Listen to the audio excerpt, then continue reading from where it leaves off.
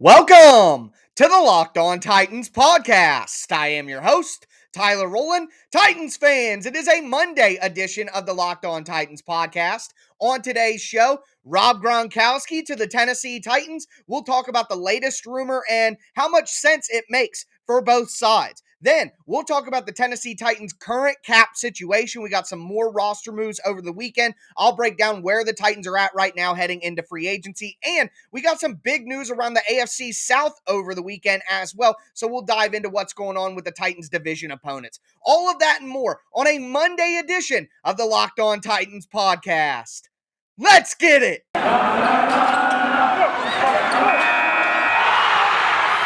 are Locked On Titans, your daily Tennessee Titans podcast, part of the Locked On Podcast Network, your team every day.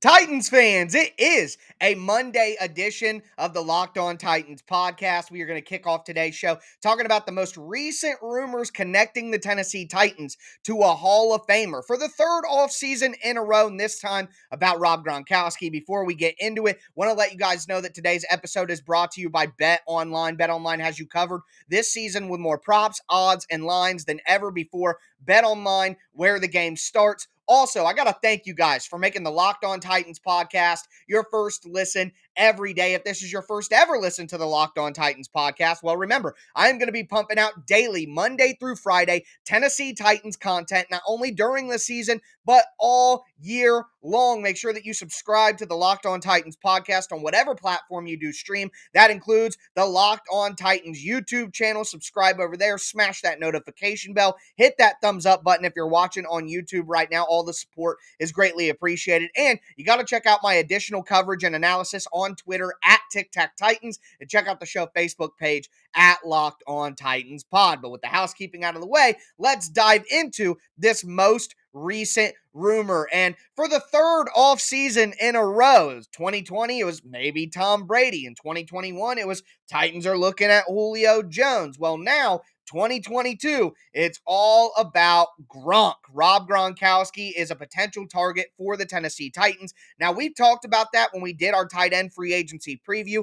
Gronk would make some sense for the Titans, and we're going to go into that. But first, let's go to where this rumor is really coming from. And local Nashville media guide Chad Withrow, who does Outkick 360 with Outkick.com. He's got a bunch of different things going on, but this is what he said on Saturday on Twitter. Quote, I'm hearing there is serious mutual interest between the Titans and Rob Gronkowski. If he decides to play in 2022, Nashville will be an option, end quote. Now, I do want to say, this seems like a safe thing to tweet from Withrow. There will be mutual interest. Nashville will be an option. Okay, he's not going out on a limb there. He's just saying the Titans will be in the conversation. So, not going to take this report and this tweet as like, oh, Gronk is coming. But it made sense all along that Gronk would have some interest in the Titans. Tampa Bay clearly isn't going to be what they have been in previous years without Tom Brady. The Titans have a major need at tight end that would take somebody who not only can block very well, but can catch the ball. And Gronkowski is probably the best tight end in football history, in my opinion, and he can definitely do both of those. Now, of course, you got to talk about with Gronk the injuries, the age. The Titans can't afford to have people who are injured all the time on the team after what they dealt with Bud Dupree and Julio Jones last year. It's just tough to go into it with a guy that old who gets beat up that much. But Gronkowski was incredibly productive last year. He had 55 catches, 802 yards, 6 touchdowns. Obviously, he's a fantastic blocker, will get physical in the run game. He's physical enough to go over the middle, go down the seam, and catch the ball. He's a great red zone target as well. Now, will Ryan Tannehill have the chemistry and the connection with Rob Gronkowski that we've seen with Tom Brady? No. We know that. No, that's not the case. But that doesn't mean that Gronkowski wouldn't be still a big boon to the Titans offense. And we've talked about the Titans can't just get a purely receiver guy like Gesicki or Evan Ingram and guys like that we've talked about, Eric Ebron, Jared Cook. Those aren't going to work. The Titans need somebody who's versatile, who can block within their scheme. The Titans are going to change the offense overnight. They're not going to jerk the wheel. They're going to be the offense that we've seen the last 3 years, but they just need some improved talent at pass catching positions. And Rob Gronkowski would check all of those boxes. His contract would probably be $5 million base with incentives that could get him closer to $10 million. Maybe it's just an $8 million contract up front, but that all could work for the Titans. So what you would do is at that point, because obviously Gronk has the health concerns and Gronk is, closer to retirement than he is the prime of his career, you'd have to pair him with a young tight end, whether that's somebody you still go out in free agency and get, like a Tyler Conklin, a Gerald Everett, a Kyle Rudolph. Kyle Rudolph isn't necessarily young, but you guys see where I'm going. You would need a younger tight end to pair with Gronkowski, and that would include the draft as well. I think the Titans would have to hit all of that and get 3 brand new tight ends. Gronk, a cheaper veteran, and a guy in the draft, I think would be the route to go if that's what they want to do. Here's what I do have to say. There's obviously the connection between Mike Vrabel and Tom Brady. So maybe Mike Vrabel can talk to Tom Brady and Tom Brady can talk to Gronk and set up that connection. It would make a ton of sense. Tight ends love Nashville, as we know. So I'm not here to poo-poo that as an option, but I'm just saying that with Gronkowski's injury concerns and everything that goes into it, I think you're taking quite the risk. And here's another risk that I want to pose. Rob Gronkowski may not make a decision in March. Rob Gronkowski may take this into the summer in terms of, do I want to play football or not? Who do I want to play with? He has no incentive whatsoever to do this early. Can the Titans afford to miss out on the free agent tight end market to wait for Gronk? And the thing is, you may be saying, well, just wait for Gronk then. But he is going to cost about $5 to $8 million in salary. Will the Titans have that money available in July after they have to sign their draft class? I just don't know if the Titans can afford to wait. I think if they did sign Gronk, they would need a commitment up front and early to know that he was going to be in the fold so they can proceed throughout their team building and their roster building, knowing what the heck is going on. I just don't think the Titans can be in wait mode this offseason and wait to see what Gronkowski does unless he's going to take a super cheap deal that wouldn't really affect anything. So I think it's a good fit. I believe that the rumor is real. I believe that Gronkowski does have the Titans as an option, but there are a lot of risk involved with this as well, and it does make me a tad nervous. But we'll cover that story as it develops. Either way, the Tennessee Titans are an option for Rob Gronkowski, which is something that just logically makes sense all the way back to February. But we're going to move forward. We talked a little bit in our Rob Gronkowski conversation about the cap situation. Where is the cap situation right now for the Titans on the eve of the legal tampering period of free agency, going into free agency week after some moves that the Titans made last week and over the weekend as well? And I know a lot of you guys blustered at the thought of cutting Brett Kern. Well, you got your wish and you got to restructure. So we'll break that all down. Before we do, I do want to tell you guys about the best tasting protein bars in the galaxy from our friends over at Built Bar. They give you the best of both worlds when it comes to protein bars. You get all the health benefits that you want from your protein bar, but you don't have to sacrifice on taste. Most protein bars are chalky, waxy, hard to choke down. Built Bars are absolutely delicious. Some of the fantastic flavors that I enjoy are the peanut butter brownie, the white chocolate cheesecake, the salted caramel. And it's not just the flavors, the textures as well. They have puff bars, which are like marshmallowy type bars. They have crunch bars, which are crunchy, and all the bars are covered in 100% real chocolate. So the taste is absolutely delicious. But back to that health factor. They're low calorie, they're low sugar, they're high protein, they're high fiber. So make sure that you go to built.com. That's BUILT.com. Use the promo code LOCKED15. You'll get 15% off your order. Once again, that's promo code LOCKED15 for 15% off at built.com.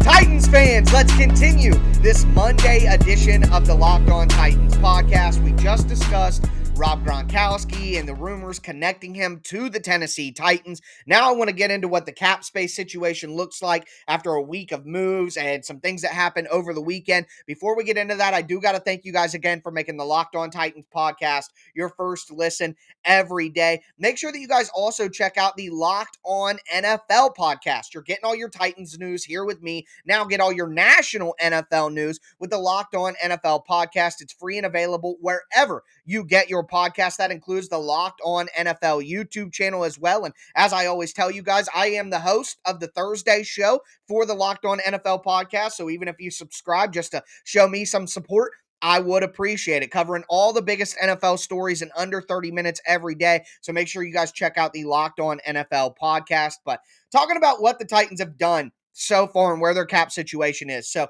basically, their cap right now is at zero. They're a couple $100,000 above being at zero. So they're in the positive. They have some cap space, but nothing significant right now. And just to kind of recalibrate where we're at. So the Titans were at about -7.5, -$8 million in cap space going into all the moves. We saw the cuts of Roger Saffold, Darrington Evans, and Kendall Lamb. Those together created about $14 million in cap space, which got the Titans to about $6 million in the plus side of things. But then we saw Harold Landry re-signed, and because of the cap structure, great job by Vin Marino and John Robinson's crew over there, Harold Landry is only going to cost $5 million towards cap space in the 2022 season. So if the Titans were at about $6 million in the green, well, now that's going to knock them back to $1 million. And then we saw Morgan Cox get re-signed for a little over $1 million as the Titans long snapper. So with that, the Titans got basically to even, a little below even, quite frankly. And then the move that came over the weekend, the restructuring of Brett Kern, which saved the Titans a little bit less than $1 million. So with all of that together, you're at -8. You get $14 million in cuts. You do $6 million in re-signs. The Titans are basically at zero right now. So what are their moves going forward to create more cap space? Because the Titans are not going to go into free agency at $0. That's not going to happen. And I also want to tell you that differently than when you cut a player. So when the Titans cut somebody, release them entirely, that's going to be immediate news. That's going to get tweeted out by Adam Schefter, Ian Rappaport. That's going to be out there right away because they're literally cutting that player and they can go be a free agent and be on the market. Well, with a restructure, sometimes restructure news doesn't come out for a while. Like, if I recall, Ryan Tannehill's restructure of his contract that took place last summer, we didn't get news of that until closer to training camp. And that was, after the Julio Jones news. And Julio Jones restructured his contract when he came to the Titans. And we didn't get news about that until closer to the season. So we could see some restructure. That's why, basically, I want to tell you, the Titans could sign players, or maybe the Titans make a trade for a player, something like that. And you're thinking in your head, wait, the Titans don't have cap room for that. The Titans don't have cap space for that. Well, remember that we don't always get the restructure news as quickly as we would get cut news. Because why does the team have to tell anybody that they restructure? They don't. They don't. There's no reason to do that. The player stays on the team. They just move their money around and they submit that to the league. That doesn't need to be public knowledge right away, like when a player is cut and needs to go to a new team. So they may make moves and the Titans may do things in free agency that don't make a lot of sense, but it's because we don't know about the restructures that have taken place. And quite honestly, we outlined this. The Titans could get to nearly, 60, 70 more million dollars in cap space right now if they restructured everybody who was eligible, which I don't think they're going to do. But I do have a way that the Titans could carve out $27 million more dollars in cap space from even where they are right now. And that would give them the ability to have some play time in free agency. So number one, a cut that hasn't happened yet that we were expecting is Jack Rabbit Jenkins. That would save the Titans $7 million. He's currently a $10 million cap hit on the Titans cap scenario. And Jack Rabbit was a good player last year. Quite frankly, he was underrated. A lot of people just went after him a lot of the time. Jack Rabbit played some damn good ball for the Titans last year, and I don't agree with anybody who says he didn't play well. Jack Rabbit played fine, but $10 million, he didn't play that fine. And with John Robinson's comments earlier in the offseason saying that they're going to be relying heavily on Caleb Farley to be who they need him to be, that indicates to me that they do plan on moving on from Jack Rabbit Jenkins. Could they restructure his deal? Maybe that's what they're working on right now. They'd like to keep Jack Rabbit around because, as I said in the free agency preview, the Titans can't go into the year with Fulton, Farley, Molden, and Chris Jackson. Like, that's way too young of a secondary group. And what are they going to do? Add a cornerback in the draft? Get a veteran like Jackrabbit, but even cheaper and even worse like Terrence Mitchell? No, I don't think that's the best move. So the Titans could potentially restructure Jackrabbit's deal to keep him around. And maybe that's why we haven't got the news on his situation yet. We got Roger Saffold, Kendall Lamb, Darrington Evans. We got Brett Kern's restructure. Along with Jackrabbit Jenkins, those are the guys who I expected to be cut. So we got news on all those guys. We haven't got news on Jackrabbit, so they probably are in discussions right now negotiating how to restructure his deal to bring that cap number down. Now, if Jenkins says, no, I don't want to take a pay cut of any kind, which a restructure can just be moving around the money, or you can restructure and do a pay cut, which is what Brett Kern did. He took about a little less than $1 million off his pay for the year. So Jackrabbit could do something like that. If he balks and says no, then they'll cut him outright and create $7 million there. Restructuring guys who you think will be with the team for at least 2 more seasons makes sense as well. Kevin Byard, Taylor Lewan, Zach Cunningham. You restructure those 3 guys right there, and it gets you an extra $20 million in cap space. So with Jackrabbit's cut at $7 million, let's say Jackrabbit restructures and saves the Titans about $4 million. Along with the restructures of Byard, Lewan, and Zach Cunningham, you would still have $24 to $27 million, depending on how that Jackrabbit situation works out. So that is plenty to go out and sign a tight end for $5 to $6, $7 million. Also, go out and get a veteran wide receiver for $4 to $5 to $6 million. Add some depth on the offensive line as well. It's all very possible for the Titans. Heck, if they wanted to make a big splash, they could restructure Ryan Tannehill and save $14 million more dollars. I don't want to push money into the future on Tannehill, Dupree, or Derrick Henry, or Julio Jones. I don't want to push money into the future on those guys because the Titans need flexibility with those guys. If they need to get it, go ahead and go a different direction from those guys after 2023 or after 2022 even, like with Bud Dupree or Julio. So you don't want to push too much money into the future on guys that you can't be certain you need around for the future. But again, Byard, he's going to be good for a couple of years. Taylor Lewan has very minimal guaranteed money on his deal going forward after this year. So even if you restructured him, it wouldn't be that punitive to move on after the year. And Zach Cunningham has no guaranteed money on his deal. So I would like to lock Zach Cunningham up for a couple more years and give him some guaranteed money up front so he feels better about his situation. So all of that would make a ton of sense. Again, the Titans could get to $27 million with just those 3 restructures and cutting Jackrabbit Jenkins. And I do expect them to make some of those moves as we get closer and closer to the opening of the free agency period, which will happen next week. And I'm very excited to break that all down. But that's where the Titans are at right now. $0 in cap space with potential ability to go from realistically around $25, $27 million all the way to like $60, $70 million if they need. I don't see that, but the Titans have the ability to create as much space as they need to make this roster as good as possible. And one last nugget, Jim Wyatt, the team's beat reporter who's employed by the team, did mention recently that he wasn't going to mention names, but wide receiver, tight end, offensive line, and backup running back are major targets for the team, which means that Jim Wyatt knows some names that the Titans already honed in on at those positions. So the fireworks are right around the corner, folks.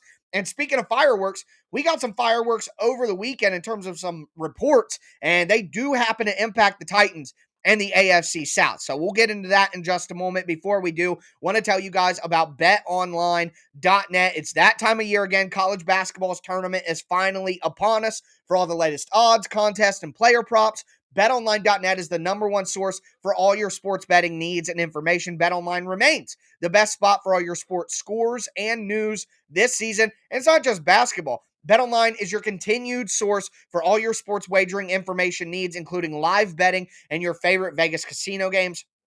Head to their website today or use your mobile device to learn more about the trends and the action. BetOnline, where the game starts.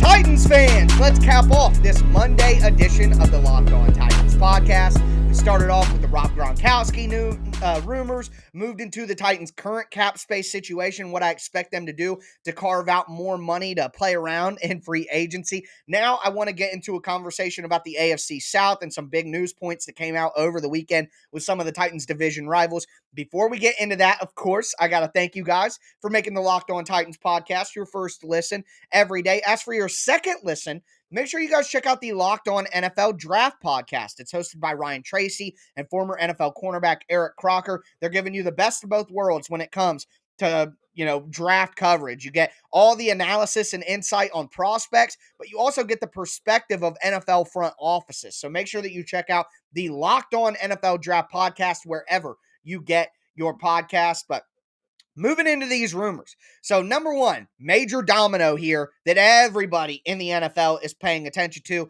and that is Deshaun Watson. So on Friday, Deshaun Watson had his, I'm not a lawyer. I tell you guys all the time, I'm not a doctor. I'm not a social engineer. I'm not a lawyer. So don't hammer me down on the details here, but the summary of it all is Deshaun Watson had a court situation where basically in Houston, they were going to decide if they were going to charge him with criminal charges. Criminal, which is different than the civil suit where people are just trying to get money off of him. This is criminal charges, which obviously for NFL teams would be a big deal. You can't trade for somebody who's got criminal charges over their head. Well, a grand jury decided that they would not be charging Deshaun Watson with criminal charges. So he's not going to face any legal trouble in that sense. Criminal trouble, I should say. His civil suits are continuing to go on, and his lawyer, Rusty Hardin, has said they're going to continue fighting those civil suits. He thinks it's a money grab by all the accusers. There is some fishiness with the lawyer that's trying to get all these girls to press charges, not press charges anymore, but civil charges on Deshaun Watson. There is some fishiness here. Now, I'm not trying to clear Deshaun Watson of blame. You guys can have your thoughts on the matter. Nobody knows the real truth of what happened here. So Deshaun Watson was clearly doing some weird stuff. There's no way around it. It's weird, just the facts of the case, But at the end of the day, being a weirdo isn't necessarily always a criminal thing. You know what I mean? There are some situations where if you're weird enough, you're going to get put in jail. But I don't know. It's not a criminal offense to just kind of be a weirdo. And Deshaun Watson may, in fact, be a little strange when it comes to massages and all of that. But at the end of the day, like I said, didn't result in criminal charges. So no team is going to be deterred by a civil suit. Deshaun Watson, like we've seen with Ben Roethlisberger, pains me to say it, but like we've seen with Kobe Bryant, we've seen big-name professional athletes pay out money to women for sexual assault allegations and then move on with their careers. The women get the money, the guy gets to go back to doing his job and not worrying about it, and both sides end up, leaving satisfied, at least to a point. So that's probably what's going to happen with Deshaun Watson at this point. He's going to fight the civil suits, but all that really matters is, I'm off on a tangent here, but all that really matters is he did not get charged criminally, which means the trade floodgates are open. And let me just cut out the section of the fan base right away. No, the Titans are not trading for Deshaun Watson. Get over it. Move on. Don't even think about it. Sorry. We're not doing this again. But some teams who are going to get a shot at Deshaun Watson, the Carolina Panthers, the Seattle Seahawks, the New Orleans Saints, those seem to be the three top level contenders. But you also have Cleveland. It's been throwing their name in the mix. Philadelphia throwing their name in the mix. Tampa Bay throwing their name in the mix. And at the end of the day, here's what it comes down to for me, guys. Get that man out of the AFC. Get him out. See ya. There's been a lot of talent in the AFC at the quarterback position, and now you got Russell Wilson added to that. So get somebody out, especially within the division. Watson, even with a garbage Houston Texans team, has given the Titans fits. And it's because I personally think he's one of the top 5 quarterbacks in the NFL. He's amazing. So I'm very, very high on Deshaun Watson as a football player. So just whatever it takes, get that man out of the AFC, get him out of the AFC South. That's great news for the Titans. And the rumor is that the Texans want to bring back Tyrod Taylor to back up Davis Mills. Yes, great. We love to see it. We love to see it. Now, the other side of this is about the Indianapolis Colts. Oh, man. I already laid out my case about this on the Locked On NFL show last week. I think I briefly mentioned it on our show, but the Colts are going to be worse at quarterback. There's no way around it. They're going to be worse at quarterback. And here's the thing. Jimmy Garoppolo is better than Carson Wentz. But Carson Wentz's ability to scramble, Carson Wentz's ability to make second reaction plays, they do result in some turnovers, but Jimmy G throws interceptions, bad ones all the time. I watched the playoffs. Jimmy G was making insane throws, risky throws that made no sense at all. So you get the same risk of boneheadedness with Jimmy G without the mobility and second reaction ability of Carson Wentz. Now you're going to get more leadership, a more mature guy, a better guy in the locker room with Jimmy G. So that tips the scales. But on the field with a diminishing offensive line, with mediocre weapons, I think that Carson Wentz is a better quarterback for the Colts than Jimmy G. But here's the thing. The rumors are saying it's not even Jimmy G. Here are the guys that the Colts have serious buzz around right now. Gardner Minshew. Marcus Mariota. Go ahead, Indy. Go ahead. Both those guys are backups, okay? They're both decent. I mean, Gardner Minshew, I think, is a fringe level starter. I think he's like the Ryan Fitzpatrick of this generation. He's going to be, a bridge starter his entire career, never really get a real opportunity to be the guy for a team, but always have a chance to play. That's Gardner Minshew's role, and I think he deserves it. He's right there on the fringe of the, starting level quarterbacks. But Marcus isn't. Not a chance. The guy is brittle. He's made of glass. So that's hilarious to me that Indy's targeting Minshew and Mariota. They got worse. They found a way to get worse. And I do want to point this out. I forget who said this on Twitter, but imagine being Chris Ballard and having to call Philadelphia after giving them your first-round pick for Carson Wentz, who you don't have anymore, and give up more picks for their backup. Chris Ballard's so great, man. He's such a good GM. God, get the hell out of here. Dude's so overrated. Chris Ballard is just so overrated. It's unbelievable. I'll continue pushing the narrative as long as I possibly can. Also, though, the Colts may be interested in trading for Kirk Cousins, may be interested in trading for Derek Carr. So I heard all that, but why would either of those teams do that? Why? Doesn't make any sense at all. They're going to end up with Minshew. They're going to end up with Mariota. They're going to end up with Jimmy G, something like that. And by God, I'm happy about it. Oh, man, feels good. It sure feels good. But that's all the latest news in the division for the Titans. Again, this is going to be a crazy week, folks. So buckle up, strap in. I'm going to be here with you the whole week, breaking everything down. But that's going to do it for me today, folks. As always, I am your host, Tyler Rowland, and this was Locked On Titans.